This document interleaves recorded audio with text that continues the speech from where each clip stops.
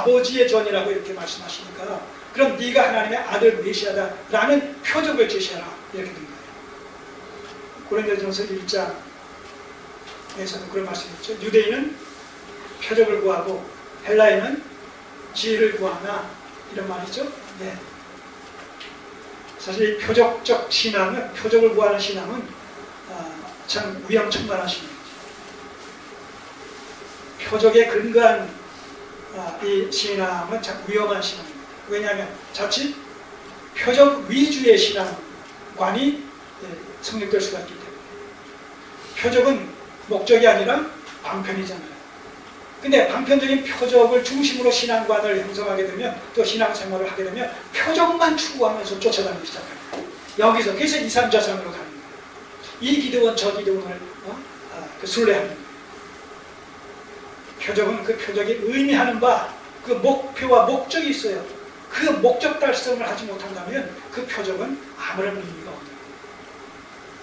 오늘 이 시대에도 많은 사람들이 표적적 신앙을 추구하고 또 지향하는 그런 성향들이 많이 있는데 참 조심해야 될 부분이죠.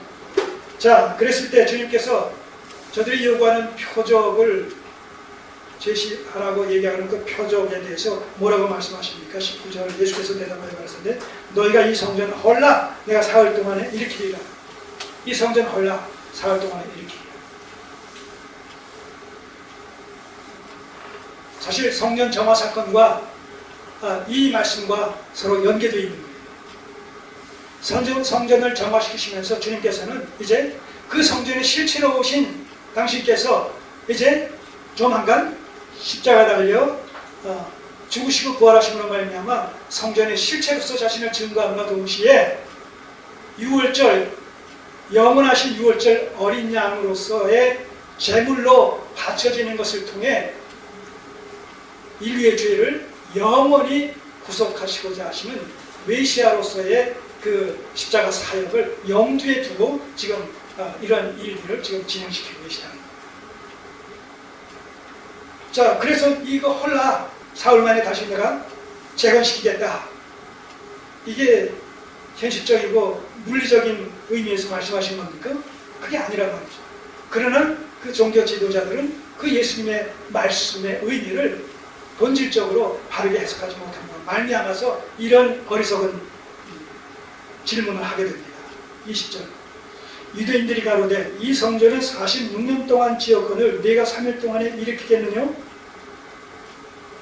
어느도다. 말도 안 된다. 여기서 이제 예수님이 잡혀 죽게 되시는 그런 하나의 핍박거리가 되어지고 성전 모독과 스스로 자기가 하나님이다, 하나님의 아들이다, 메시아다라고 했다고 해서 참남하다, 참남죄, 하나님을 사칭했다라고 해서 참남죄, 성전을 모독했다고 해서 성전 모독죄를 적용시켜가지고 십자가에 달려 죽이는 바로 그런 단계로 나아가게 되는 것이죠. 어쨌든 이 성전은 헤롯 성전이죠. 이스라엘 역사 속에서 세 가지 성전이 나타나죠. 솔로몬 성전과 스룹바벨 성전과 그 다음에 헤롯 성전이에요. 자, 이 성전이 헤롯 성전은 46년 동안 지금도 짓고 있는 거예요. 그 당시도 예수님 당시에도 짓고 있는 중에 있어요. 46년 동안을. 이 46년 동안이 어디냐면 BC 20년경에 짓기 시작했어요. 헤롯이. 그래가지고 이때가 AD 26년경에 AD 26년경 그러니까 46년경이고 이게 언제 완성되냐면 AD 60년경에 완성됐어요. AD 60년경에. 그러니까 당시가 AD 26년 정도다라고 했으면 앞으로도 40년 정도를 더 지어야 될 상황이에요. 그래야 완공이 되는 거예요. 사실 그렇게 해서 AD 60년경에 완공이 된 후에 AD 70년경에 로마의 티도 황제에 의해 가지고 회파되는 돌 하나 돌 위에 남지 않고 회파되는 그렇게 되어지는 것이죠. 그래서 성전 계시는 역사 속에서 완전히 마감되는 이런 의미가 거의 담겨 있는 것이죠. 어쨌든 46년 동안이나 지금 지어오고 있고 앞으로도 한 40년간을 더 지어야 될 텐데 그래야 완공될 텐데 이 성전을 네가 3일 만에 짓겠다고? 허물며 3일 만에 짓겠다고? 자, 그걸 해석하시죠. 21절. 그러나 예수는 성전된 자기 육체를 가리켜 말씀하신 것이다. 이제 여기서 성전 정화 사건에 대한 전모가 감추어졌던 계시의 비밀이 바로 이 말씀 속에서 다 드러나는 것이죠. 다시 말해서 성전 정화 사건은 예수 그리스도께서 구약을 대변하고 있는 건물로서의 예루살렘 성전과 그 성전에서 드려지는 성전 제물, 각종 성전 제의들을 자신 안에서 실체화시키고 이제 영원한 유월절 어린 양이 되셔서 그 성전의 십자가에 드려짐으로 말미암아 우리의 죄를 영원토록 도말시키는 메시아의 구속 사역을 염두에 두고 행하신 계시적 사건으로서의 성전 정화 사건, 이렇게 정리됩니다.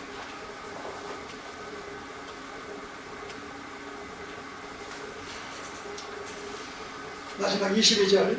죽은 자 가운데서 살아나신 후에야 제자들이 이 말씀하신 것을 기억하고 성경과 및 예수의 하신 말씀을 믿었다.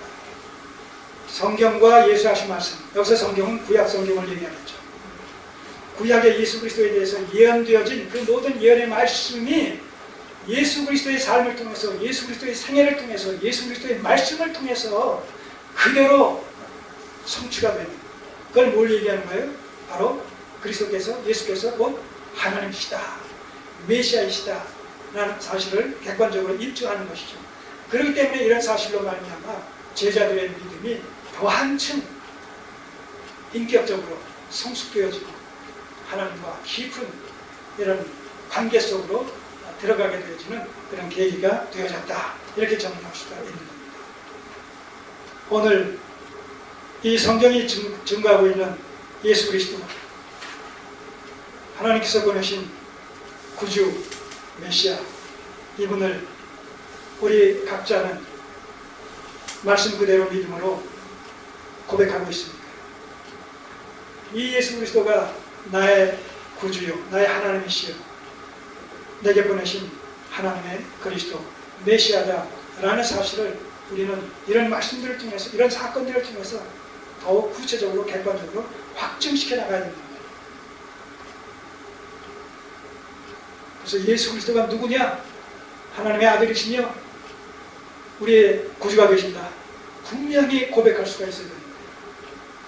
그분의 중심이 모든 하나님의 택하신 백성들을 죄로부터 구속하시기 위한 대속적 죽음이지만, 그러나 내 개인의 입장에서 봤을 때는 뭐예요? 나를 죄로부터 구원하신 나의 구주가 되신다, 우리의 구주가 되시며 동시에 나의 구주가 되신다, 나의 구주가 되시면서 동시에 우리의 구주, 바로 교회적 신앙으로 그렇게 연결되어져야 되는 것이죠. 그래서 이 기독교 신앙은, 기독교의 구원은 개인적인 구원이면서 동시에 교회적 구원이에요.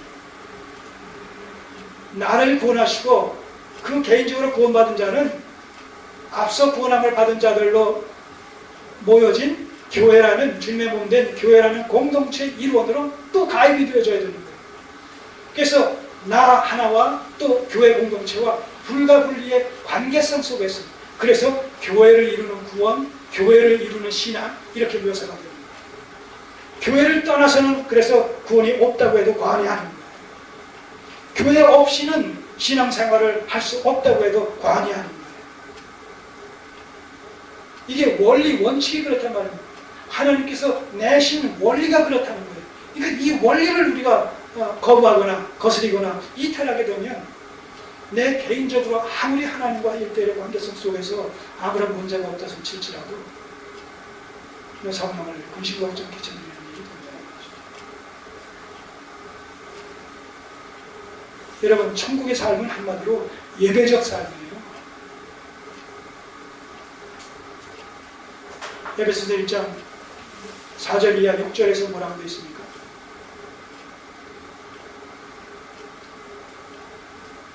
우리의 거저 주신 바 그 은혜의 영광을, 구원의 은혜의 영광을 참이게. 자, 구원의 은혜의 영광을 참여한다는 뭐예요? 예배 아닙니까? 예배의 핵심 아니겠습니까? 오늘 우리가 드리는 예배의 핵심 주제가 뭐예요? 그리스도 안에서 베푸신 하나님의 구원의 은혜의 영광을 참여하는 것이 이 예배의 중심 주제라고 합니다. 사상입니다. 예배적 삶입니다. 우리의 삶이 날마다 하나님을 알아가는 지혜와 지식에서 자라가는 것을 통해서 더 풍성한 예배적 삶으로 그렇게 정립되어지기를 주님의 이름으로 소원합니다. 기도드리겠습니다. 아버지 하나님, 예수님의 예루살렘 성전 점화 사건 속에 담긴 구속사적인 의미를 살펴봤습니다. 구약의 건물로서의 성전 시대가 또 어린 양 제물로 드려지는 그런 속죄 제사의 시대가 그리스도 안에서 마련되어지고 우리 주께서 성전에 실체로 오시고 영원한 유월절 어린 양으로 십자가상에 드려짐으로 말미암아 우리가 영단번에 이제 구원을 얻고 하나님의 백성으로 살아갈 수 있는 새롭고 산 길을 열어놓으신 우리 주님으로 인하여 감사와 찬양과 영광을 드립니다.